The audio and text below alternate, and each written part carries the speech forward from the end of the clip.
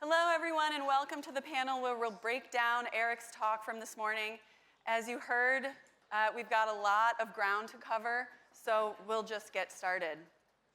Paraphrasing here, Eric posited that energy is prosperity. And he then concluded that our mission, and I would posit that the shared mission that brings us all together here, is to enable prosperity without emissions through innovation. Eric also outlined two major sources of energy, electricity and liquid fuels. And if we can decarbonize these sources, then we can decarbonize prosperity. He also mentioned that as economies become more prosperous, they seek more benefits of prosperity, and those activities need to be decarbonized as well. So let's break all of these down. Over 75% of global capacity on the electricity grid that's added today is renewable. However, less than 15% of electricity actually generated comes from renewable sources like solar and wind. If we're going to completely decarbonize energy production, we absolutely need to increase deployment of solar and wind. We need to massively increase the deployment of storage to handle some of the intermittency issues that Eric outlined earlier today. And we also need to introduce new generation capacity of decarbonized baseload electricity generation. Meanwhile, fusion has quietly made some very important technical breakthroughs to defy that reputation of always being 30 years away, and is now just on the cusp of being commercially relevant. And if we do all of this, if we manage to turn over that massive installed base of electricity generation with renewable sources like solar, wind, baseload, even fusion, we still need to ship that electricity around. And some scenarios project that a totally decarbonized grid would need to be expanded by about 4x compared to where the grid is today. And you'll hear more about both the electricity generation side and the grid later in this session. The other very important source, or really carrier of energy that needs to be decarbonized is liquid fuels. Liquid fuels are nearly perfect. They are energy dense, they flow, they are stable at ambient pressures and temperatures.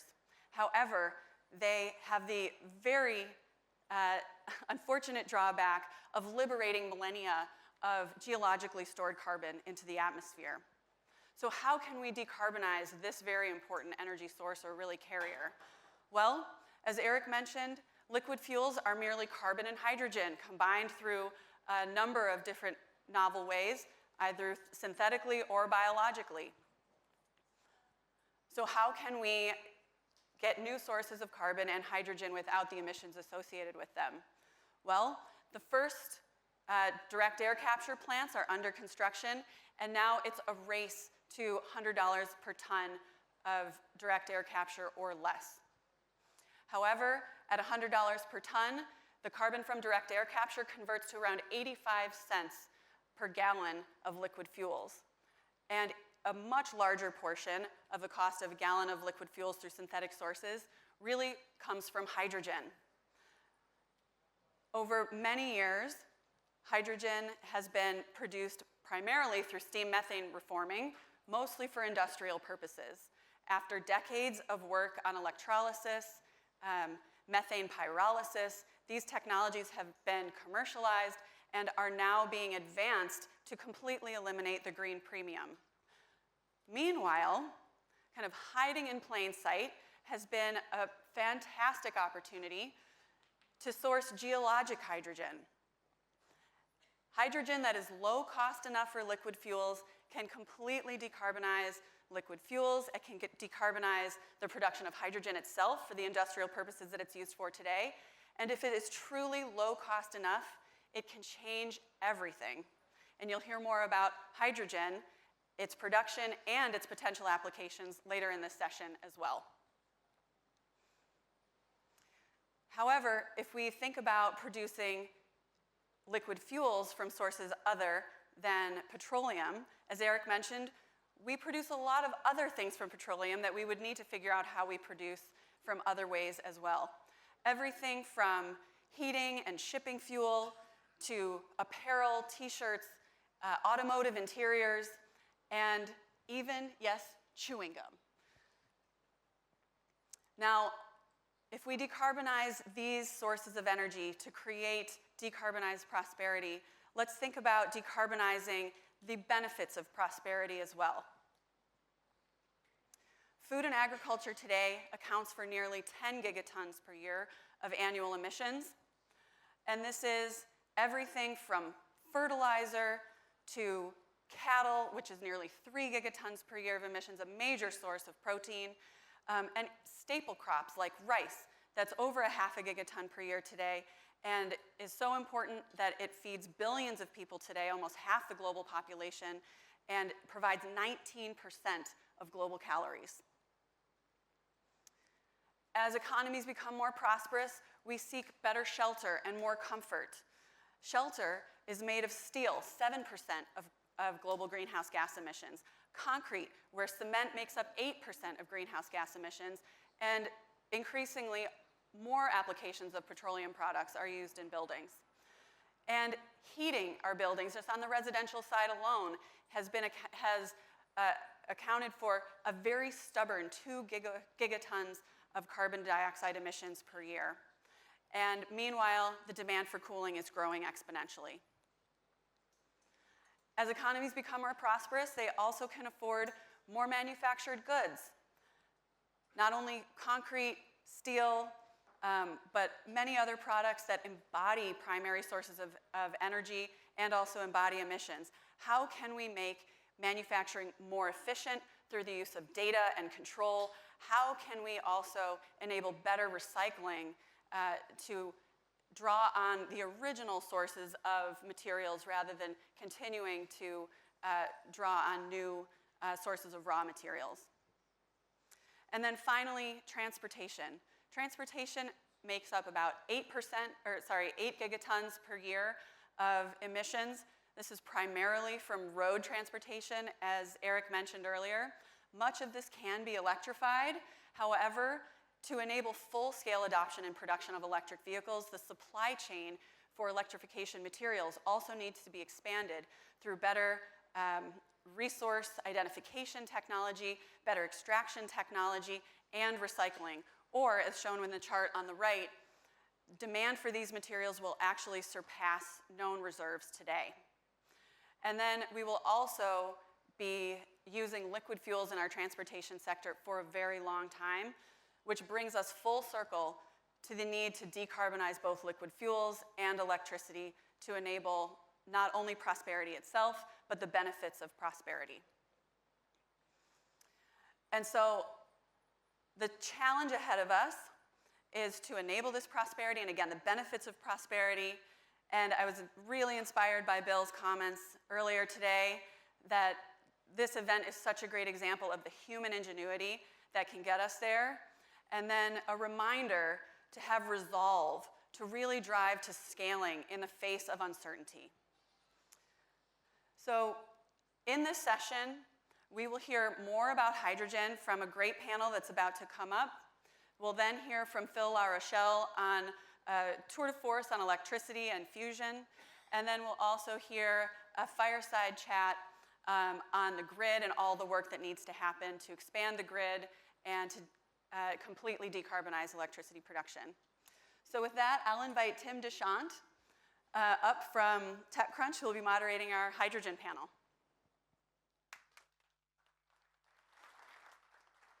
Thank you. And which side should I sit on? Our side? Anywhere you want. Okay. Bring it.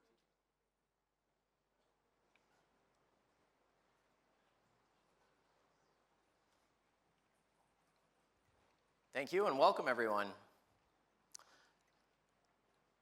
So hydrogen has been called the Swiss Army knife of decarbonization, and for good reason.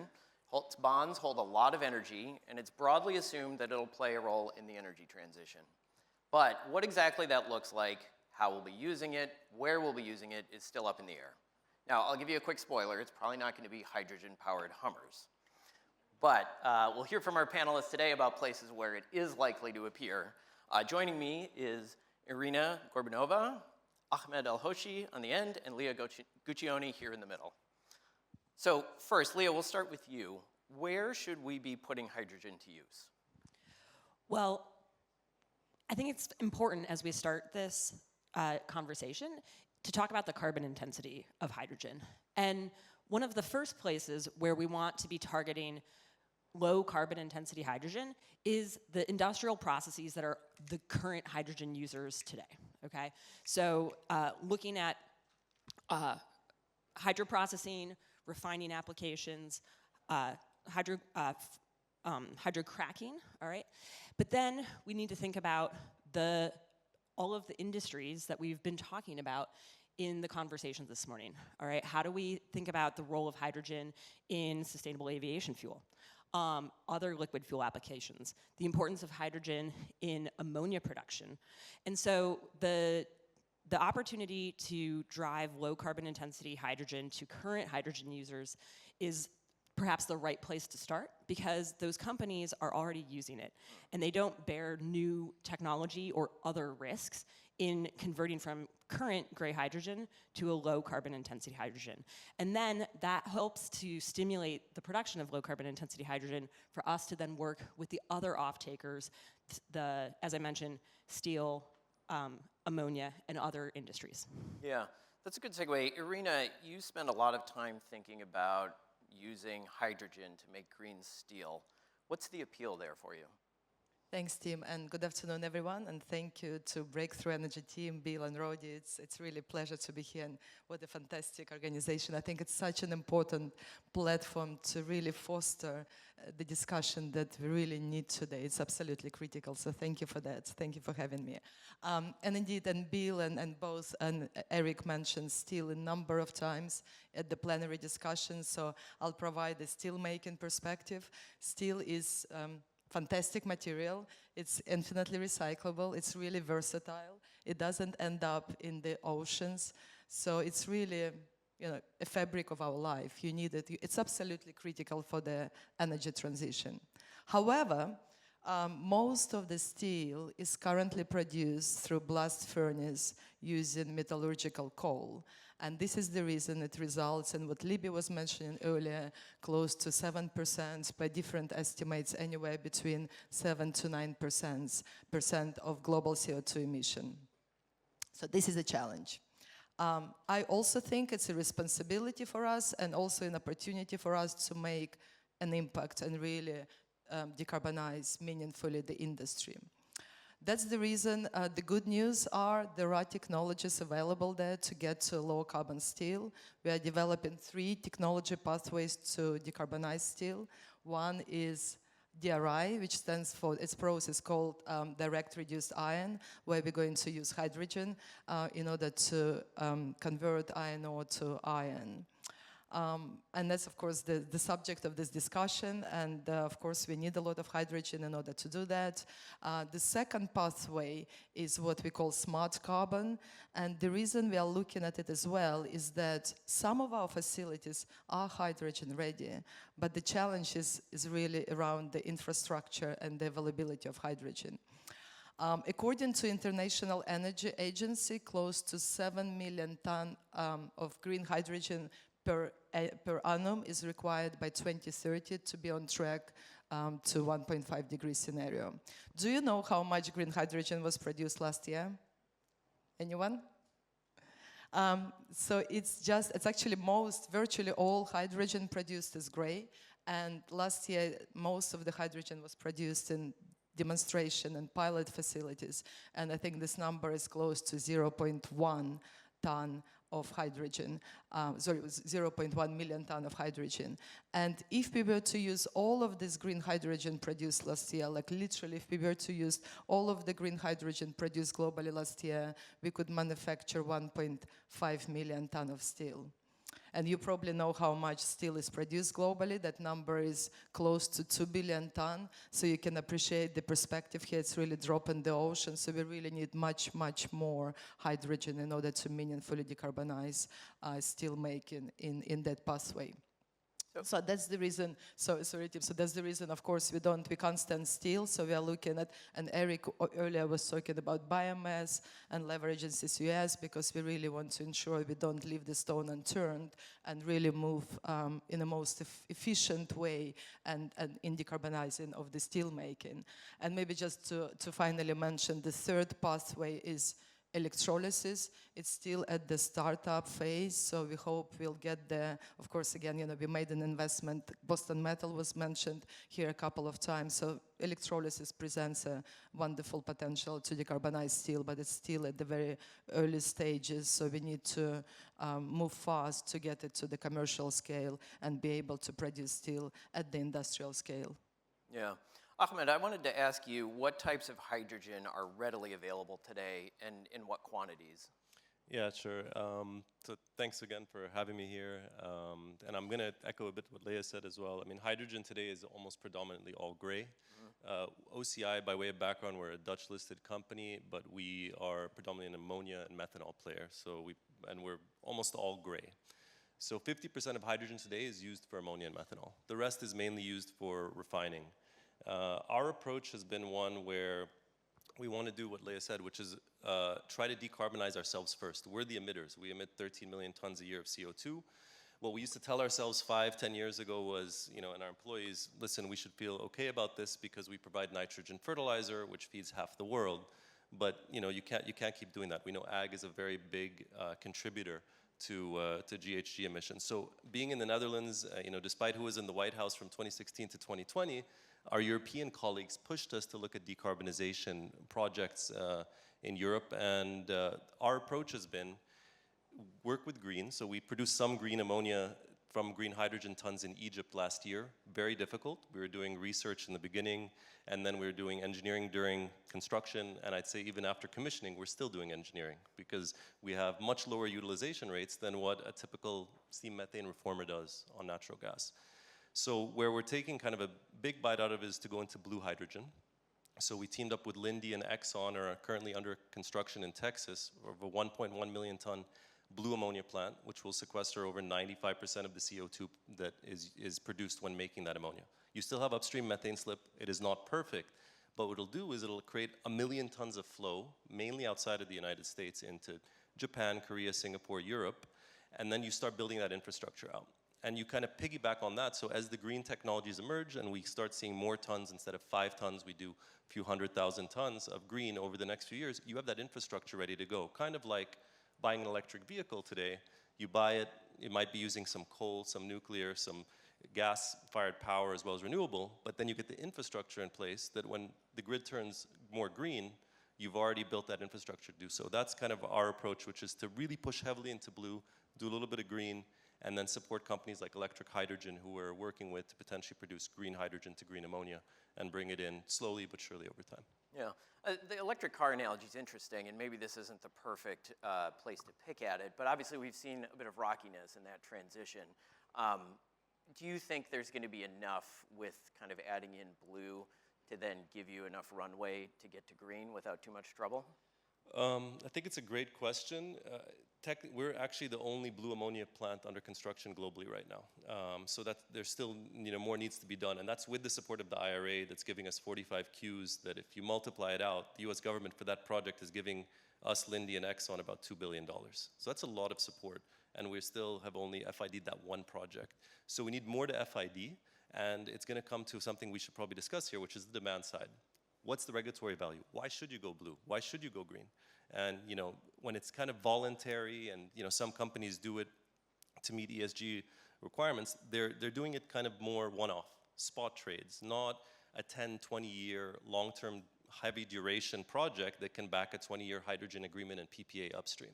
So that's the challenge that I think more will need to be done on the demand side, and the IRA is a great step on the supply side, but we need more on the demand side to establish that.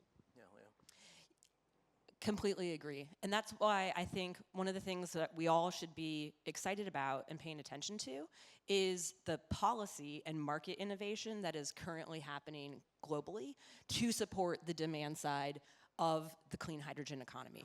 In the US, the Department of Energy, as part of the work they're doing to support the regional clean hydrogen hubs, is committed to investing up to $1 billion into what will be called the Hydrogen Demand Initiative.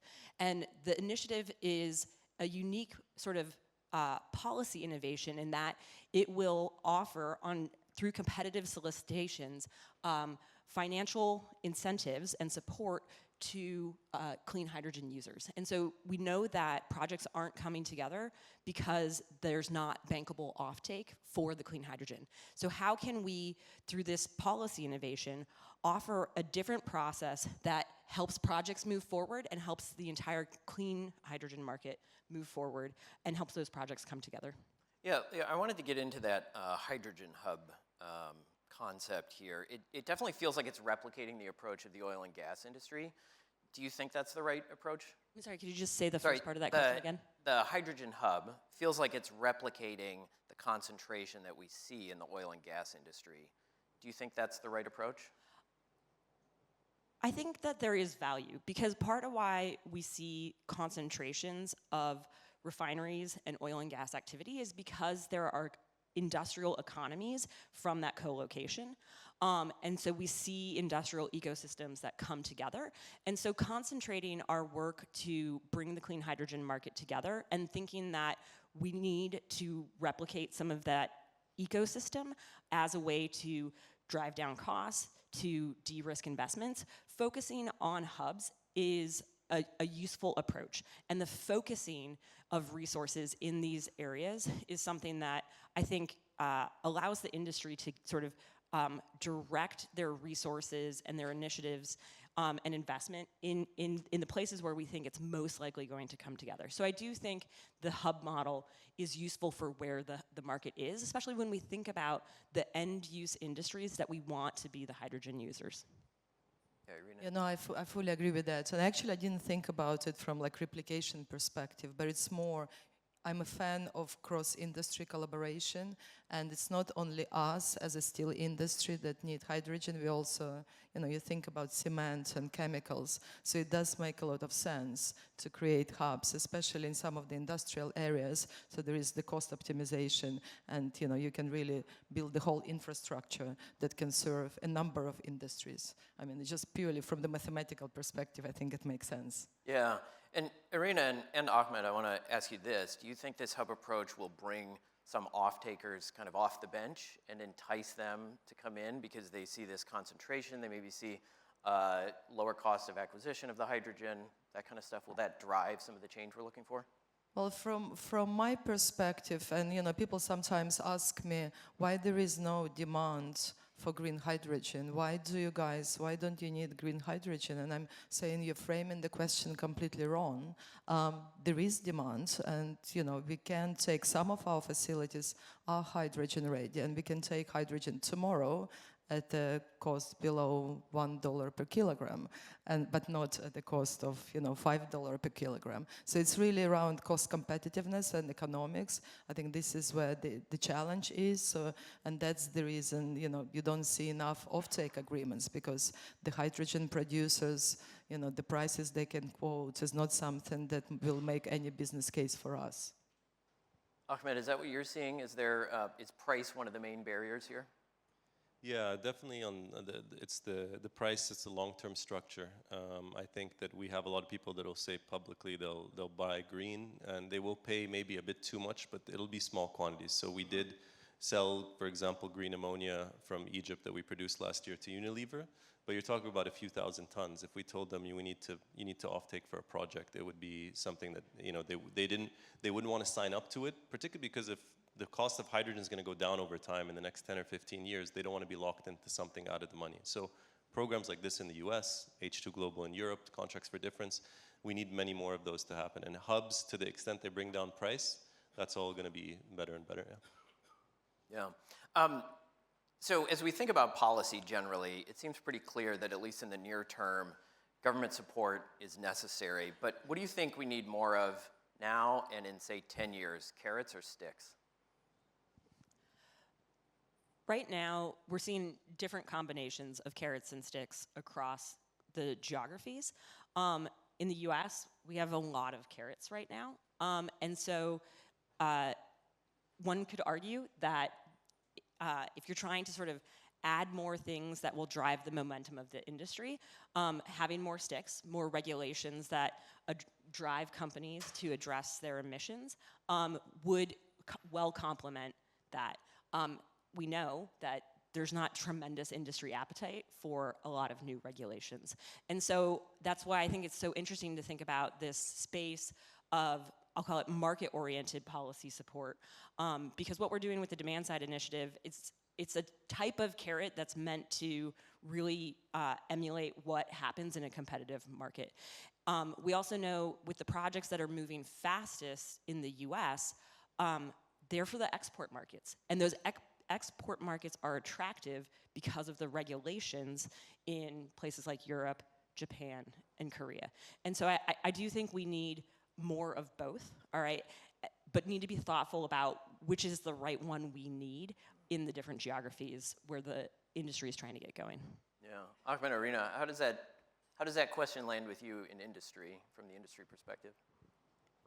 Well, maybe just to start with the green premium discussion, because I fully agree with what Eric was saying earlier. We don't see the willingness to pay the green premium. And as we stand now, the green equivalent does result in a premium anywhere between $100, $200, $300 per ton of steel produced. And I think from the regulatory perspective, we need to get to a place where production of a green steel is as cost competitive as a production of carbon intensive steel. So I think, again, I don't think there is a magic wand there. There's a lot, of course, praise to Inflation Reduction Act and a lot of comparison between European deal being a stick and then Inflation Reduction Act being a carrot. But I think in case of the US, I think carrot is working, so I would be more in favor of that. Ahmed, do you have anything to add? Yeah, no, I think just the combination of carrot and stick is helpful, and maybe a bit bespoke in some areas would be really helpful. So, the carbon border tax, actually putting a price on carbon, pricing that at negative externality is, I think, critical to at least start leveling the playing field. But for green, I think it's going to need a little bit more of a premium. Like that can help level set blue, but green in certain industries needs a bit of that extra push. Fuel blending requirements has been a great one to do, right? So we sell biomethanol here in the UK. It's about 3% of gasoline in the UK is biomethanol. That's because it generates credits that fuel blenders have to deliver every year. So these types of approaches, LCFS, all of those are all good ones. But one bespoke one that I think is important is a lot of the projects suffer from this inability to get bankable EPCs with new technologies. So stepping in to take that risk to help financing providers come is really important, whether it's for electrolysis, gasification.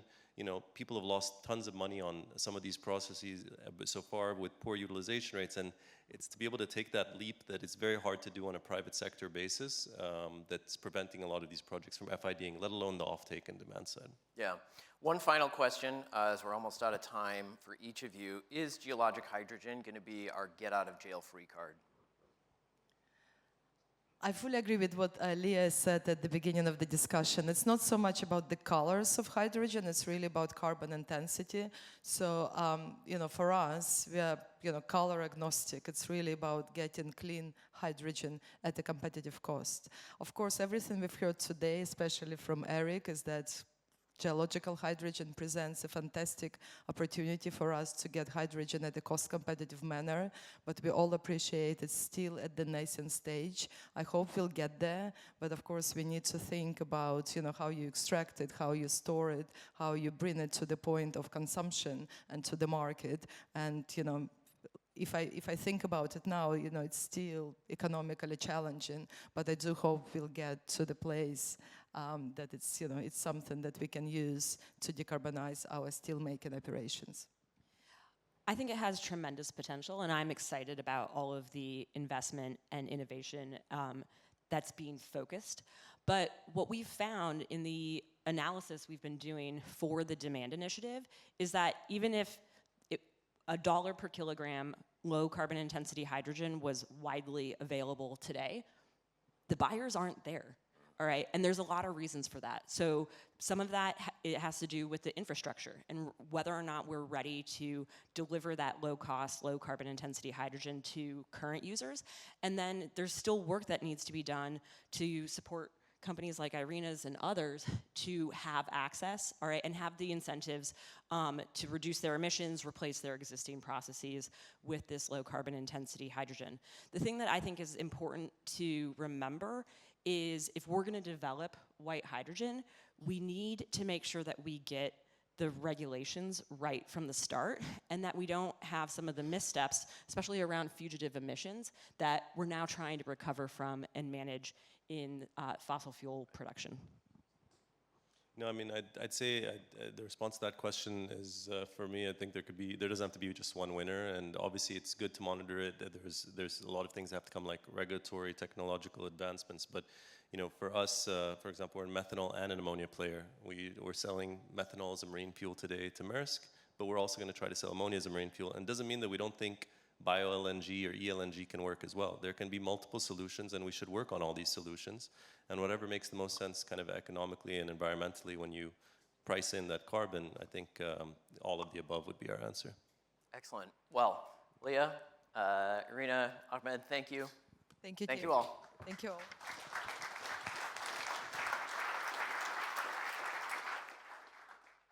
All right. Thank you to our hydrogen panel. I think that was a great example of all of the things that this Swiss Army knife of hydrogen can potentially do to decarbonize the economy.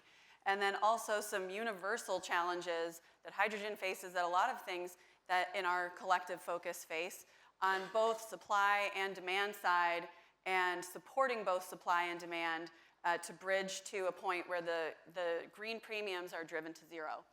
So next I'd like to invite Phil Larochelle up to the stage, partner at Breakthrough Energy Ventures, to give us a tour of all the innovations that are required to decarbonize electricity. Phil, come on up.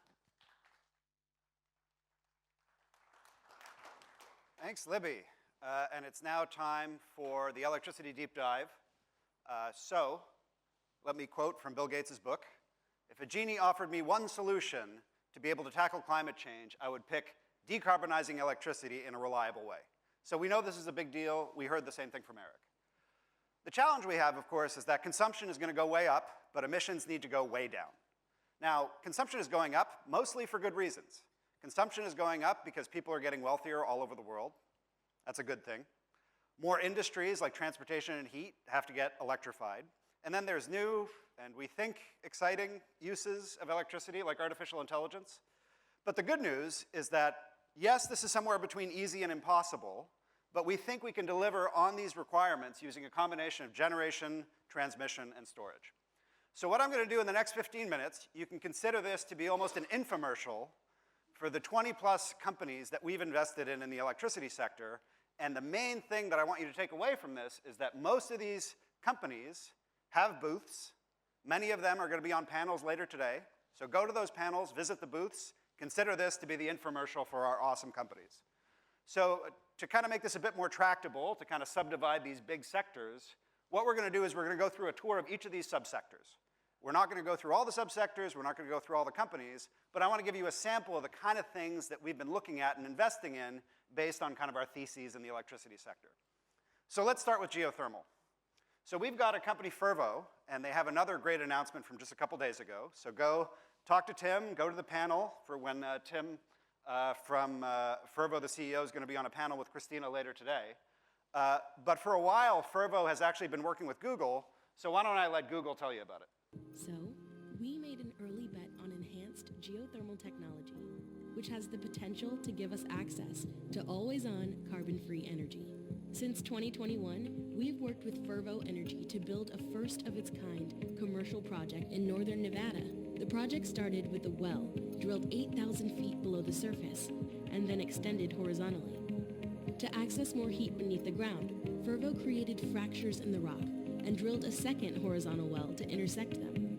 Fervo then pumps cold water underground through the fractures into the second well and up to the surface, harnessing heat from the surrounding rocks along the way. The heat is used to generate steam, which produces carbon-free electricity that flows into the local grid that runs our Google Cloud region in Las Vegas, including our data centers in nearby Henderson and outside Reno. So Fervo is exciting for a lot of reasons, and one of the main reasons is that they're now getting into the world and getting real customer traction. But now let's move on to some of the earlier stage stuff, some of which is already getting deployed, some of which is earlier stage. And so let's start talking about solar and wind. So there's a great story on solar photovoltaics that we kind of take for granted now. Solar modules are approaching 10 cents a watt. That's incredible. But now that the modules are so cheap, how do we keep reducing the overall cost of actually getting solar PV power onto the grid? So for big grid scale deployments, this is all about how do you deploy and what's the balance of plant. And so we've got two companies that I'll talk to you about. Terabase has a booth in the electricity room. Go visit it. But they have both a digital solution and a physical solution. So they help plan out very efficiently how you should construct it in the development phase. Then they have ways to construct it very efficiently. And then they have the operations. And then to complement that, they have hardware solutions like drones, like robotics, like automation that actually speed the time of deployment and lower the cost. We've got another company called Planted. This is just recently announced that we're an investor, and they're going to be on the panel with Christina in the next session. But again, you guessed it, they've got a digital solution and a hardware solution. But the particular hardware solution that they have is very attuned to the fact that the modules are getting so cheap that now you can have fixed tilt novel kind of assemblies like this that can now be very economical because the modules are so cheap, so you want to prioritize the overall cost of the system as opposed to just trying to get the most power out of every panel. So let's move on to wind. So this is Heirloom Energy. This is another company that has a booth. You should go visit. Are you getting the theme? So a picture is worth 1,000 words, and a movie is worth 1,000,000 words. So let me just show you basically how this works. This is a prototype system that was built in Wyoming to show the basic physics of how this works. So instead of having big horizontal axis wind turbines where you have giant blades that are spinning, these instead are airfoils that go on rails. And believe it or not, this is the exact same physics as a horizontal axis wind turbine. So why is it interesting to do it this way? Well, as I think we're all aware, the cost of wind has been coming down by a lot. But the way that that cost has been coming down is to make these turbines bigger and bigger. The biggest turbines in the world are now approaching 15 megawatts, a lot of them offshore, some now being onshore. Now, I used to say that these things are like a 747 on top of a skyscraper, but that's old news because the modern ones are 230-meter diameter, and this is an A380. So the current wind turbines are like 3 A380s, and they're on top of an Eiffel Tower-sized skyscraper. Now, the physics is such that almost all the power out of this wind turbine comes out of the like last 10% of the blades, because that's what's moving the fastest through the wind, and that's how you get a lot of power. Now, the size of the heirloom blades are much smaller, and because they move very fast, you still get a huge amount of power out of it. And so if we can make this work, you have the promise of being able to get the same power out of wind for much, much less structure, like way less than half the kilograms per kilowatt. And if we can do that, we think it can be transformationally cheap. So let's finish our journey in generation, where all energy really starts. So fusion is the ultimate energy source. All the energy that we've ever used is fusion through intermediaries. Now, aside from that fact about the universe and the fact that it's carbon-free, there are two reasons as to why fusion could be super useful here on Earth. The first is energy density. You heard a lot from Rhodey and Eric this morning about the Industrial Revolution. When I talk about the Industrial Revolution and energy density, think about what happened in the Industrial Revolution. We went from muscle energy to chemical energy. And depending on how you do your math, that's about a factor of 1,000 in energy density.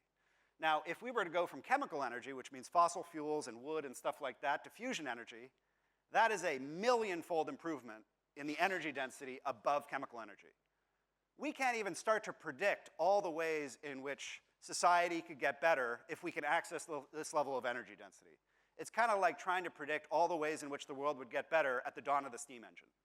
Now, in addition to the energy density, it wouldn't be that useful if this was like unobtainium. But the good news, and here you're going to hear more about hydrogen, these are isotopes of hydrogen. The two easiest fusion reactions are deuterium-tritium fusion. And for that, you take a barrel of seawater, or any water, you get the deuterium out of it, and you put the water back. You add about 100 grams of lithium, that's where you get your tritium.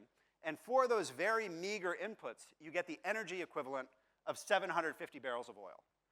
And then if we can get the next easiest fusion reaction to work, which is just deuterium-deuterium fusion, then you just take the water, and you get for 1 barrel of water is equal to the energy equivalent of 300 barrels of oil. I know that sounds too good to be true, but I promise you it is true if we can make it work. And so the promise of fusion is that the fuel is infinite, free, and by free I mean economically free and carbon-free, and accessible to all. So what that means is that fusion can decouple energy from resource constraints. And because energy is an input to all the other parts of the economy, as we heard, energy is prosperity, what that means is that fusion could be a key technology to achieving sustainable abundance for all. That's important because our job is not just to decarbonize with what we have. Our job is to decarbonize with everything that we would need for everyone to be as wealthy as the OECD. And in order to do that, you don't need 8 terawatts of electricity, which is what we have today. You need more than 20 terawatts of electricity. But fusion can do that without breaking a sweat.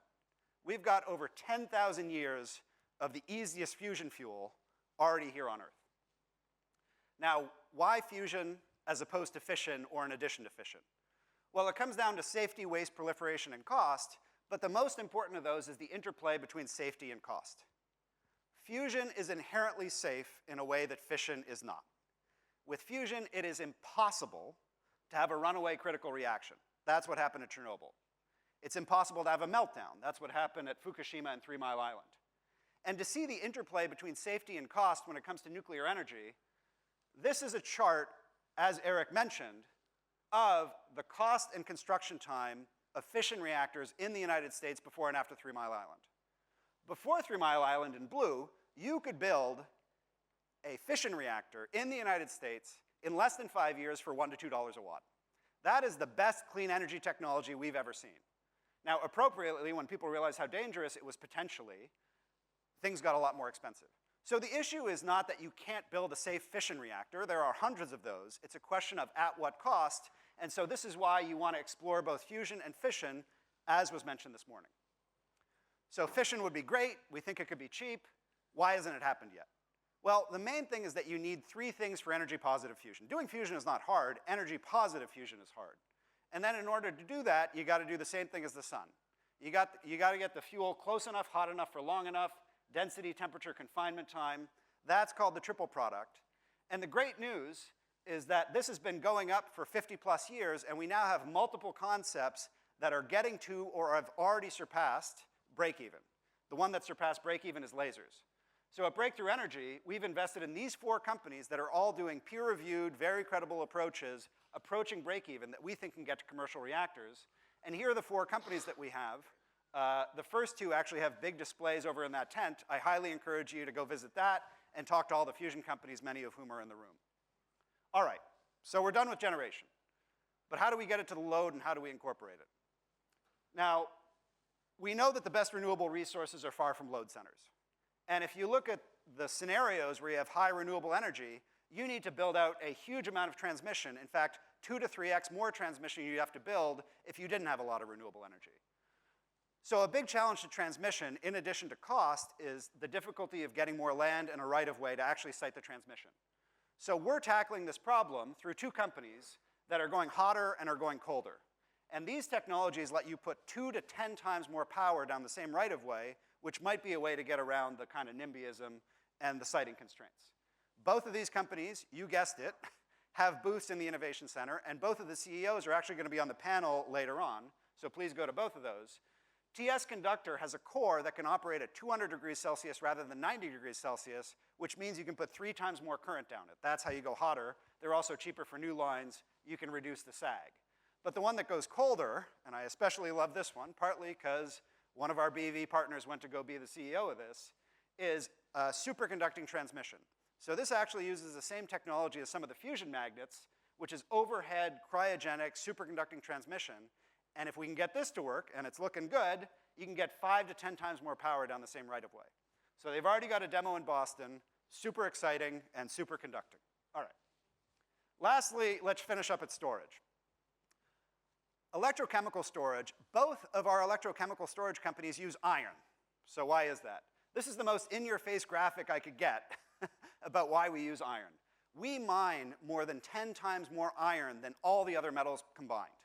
And now that, coupled with its very good electrochemical properties, means that we have 2 companies, one of which is ESS, which is now a public company, They're developing an all-iron flow battery that's already deploying all over the world, including a 2 gigawatt-hour order to Sacramento. That is a 4 to 12-hour battery. But then we have Form Energy. They're building an iron-air battery. You already heard about their own half-gigafactory, I guess, which is going to be building 500 megawatt per year capacity. And this is very exciting because it's a 100-hour duration, and it can start to tackle at least a good chunk of the reliability problem that we know is the real challenge here. So let's finish up our wild tour of electricity. And again, you guessed it, Form has a booth. And I guess ESS is public, so they don't have a booth. But you should go visit them. Lastly, let's finish up on thermal storage. So you might say, boy, you have a lot of thermal storage. Why do you love thermal storage so much? Well, the reasons are it's cheap, it's high energy density, it can be sited anywhere. But actually, when you look at the entire decarbonization challenge, our favorite thing about thermal storage is that it's versatile, which means as you start to couple these sectors, the fact that systems with thermal storage can take electricity and heat as an input and give you electricity and heat as an output ends up being very, very important.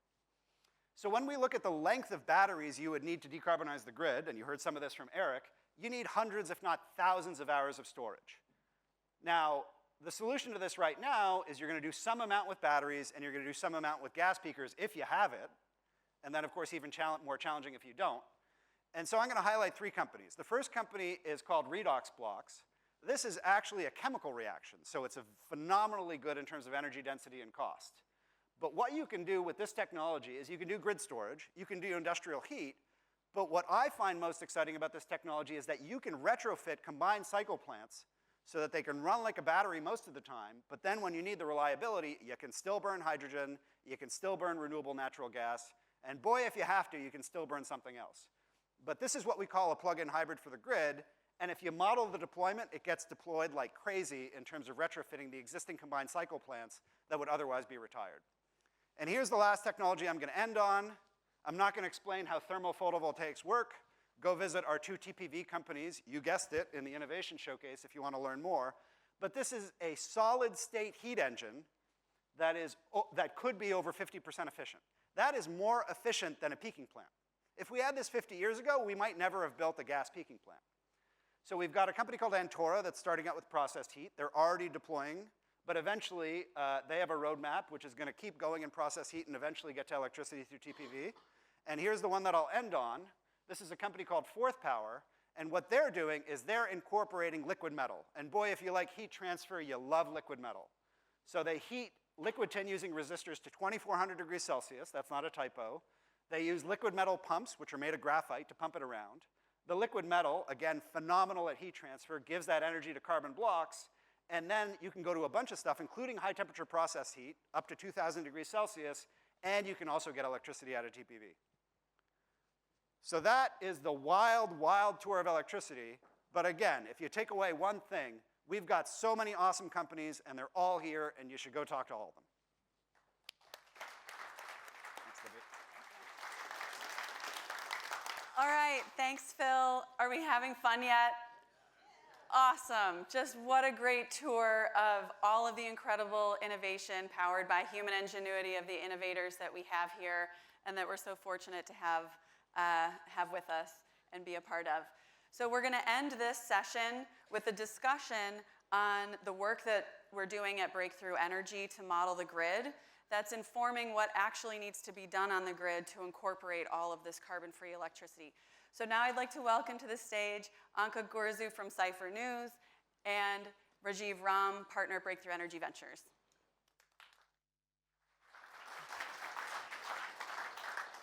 Thank you very much. Hello, everyone. I'm Anca Gurzu. I'm the Chief Europe Correspondent for Cypher News. And as you heard, we're here with Rajeev Ram, partner at Breakthrough Energy Ventures. And Rajeev has a big announcement for us today. So why don't we just cut straight to the chase? What's the news? Well, so I think we all kind of understand why it's so important to decarbonize the electricity grid. But before we can execute on any of these plans to decarbonize, to realize these visions, we need a plan. And so what we're announcing today is an ambitious project within Breakthrough Energy to create an open source platform to allow anyone, anywhere in the world, to develop a plan for how to decarbonize their electricity grid. Of course, underlying this open source platform is going to be data, right? Data that basically gives you information about local loads, time-varying generation, and transport maps that tell you how electricity can be moved around. All of that we need to create and curate to make it accessible to everyone. Okay, so maybe let's unpack that a bit. I like how you put it, we need a plan that will help us decarbonize the grid faster and more efficiently. But before we get more into the details, let's not take for granted the word modeling. So can you explain to us what you mean by grid modeling? Yeah, so today if we're looking at upgrading a high voltage transmission line or adding wires to your neighborhood electricity grid, or interested in adding capacity to a network or making the network more reliable, all of these things need modeling. Today, that's a hodgepodge of different models from different vendors that you basically put together. What we're proposing is to build a platform that allows anyone to construct an integrated model, put all these pieces together so you understand what are the impacts on reliability when you add a transmission line. When you look at long duration storage, what is the impact going to be on the operation of the prices? Putting all those pieces together is going to be critical. And we want to put this in the hands of course, utilities, right? So even in utilities, often the strategy and investment groups within the utility don't have engineering class models, right? They have relatively simplified models that are difficult to kind of execute on. So what we want to do is bridge the gap between engineering and strategy. We want those models to be in the hands of RTOs, but just as importantly for us, we want them to be in the hands of technology developers. We want folks who are developing long-duration storage to have visibility into the grid, to know where you should site. The people who are funding, providing the financing for that project, for them to understand how to do the cost-benefit analysis, to have access to the data that you need and the modeling that you need. In all these cases, it starts with a simulation. It starts with data, and we want to provide an open platform that gives everyone access to both the models and the data. So an open platform, you mentioned it now several times, that is allowing everyone to have more visibility and also in their planning.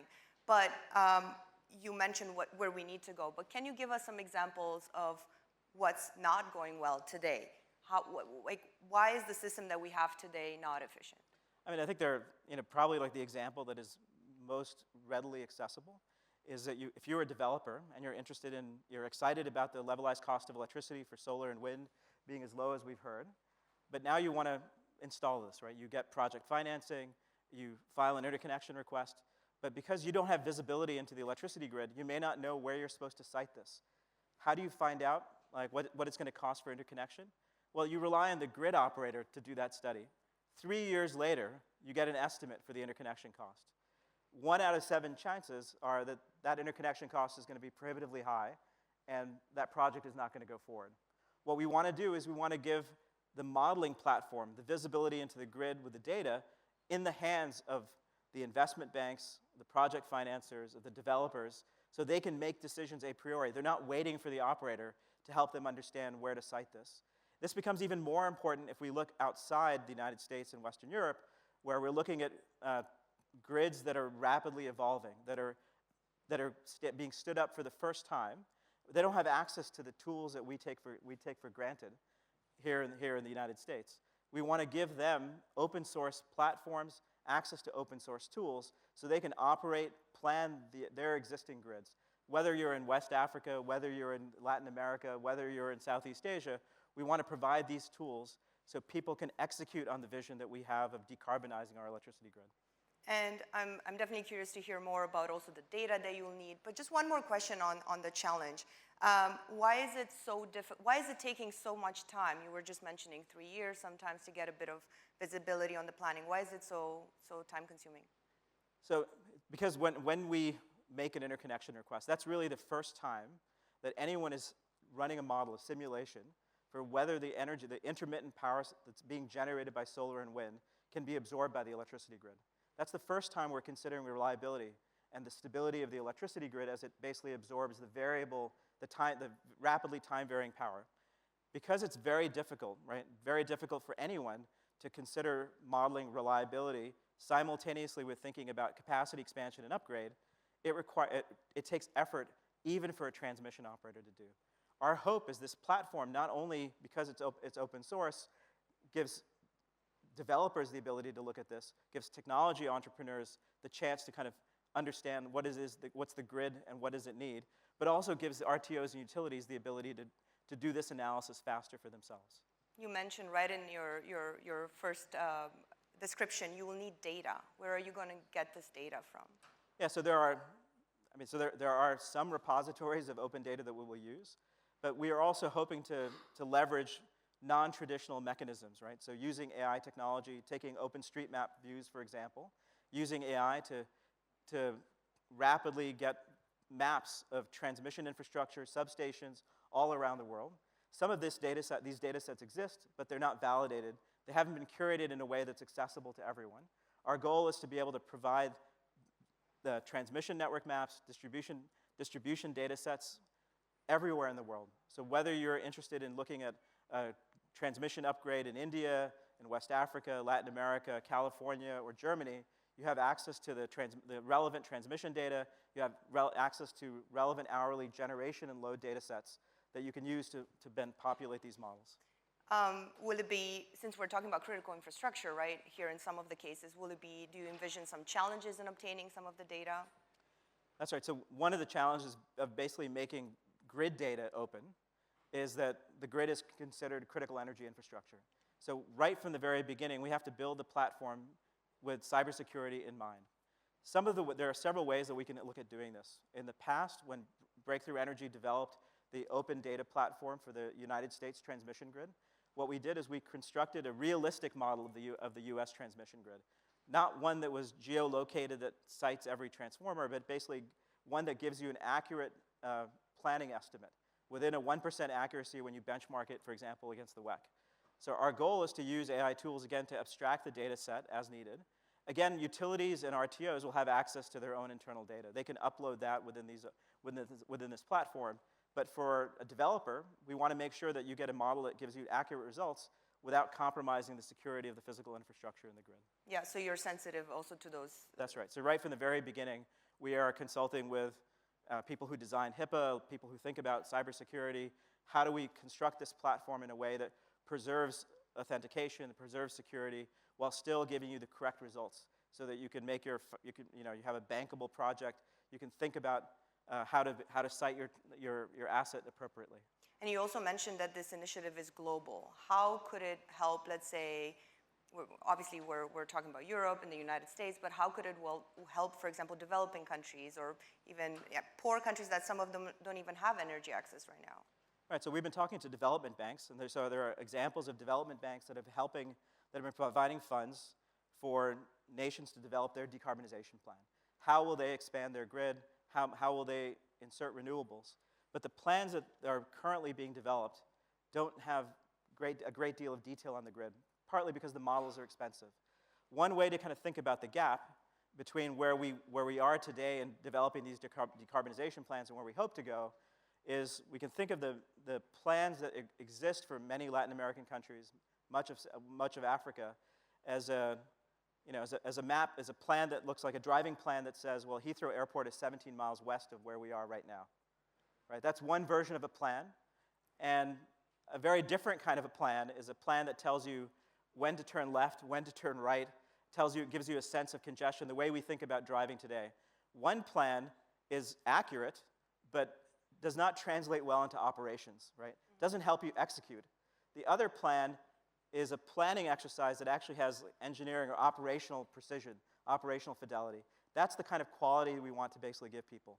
So not just telling a country that you want 300 megawatts of wind and solar to decarbonize your grid, but helping them understand where to site that 300 megawatts. What's the impact of congestion going to be?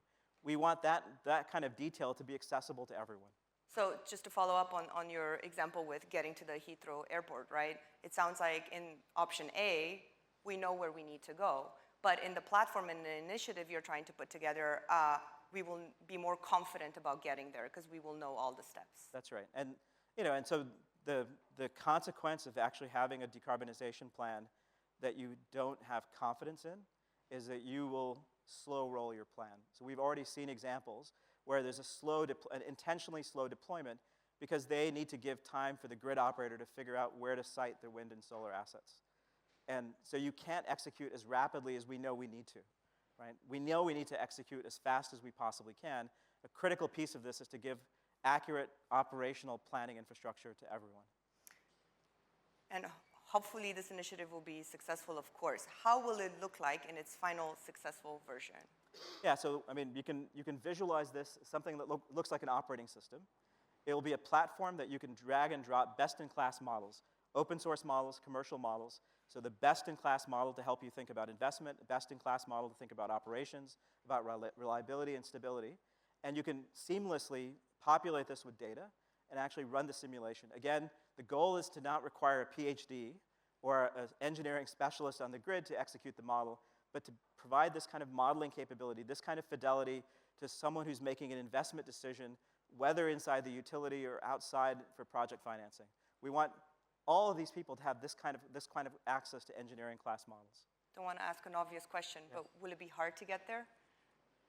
It's going to be challenging. So we are launching this initiative, and this is the formal announcement today.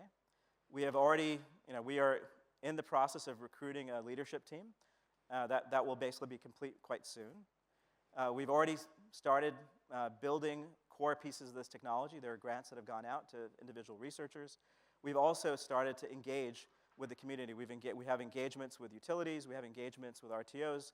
We are starting to develop relationships with the development banks, with investment banks.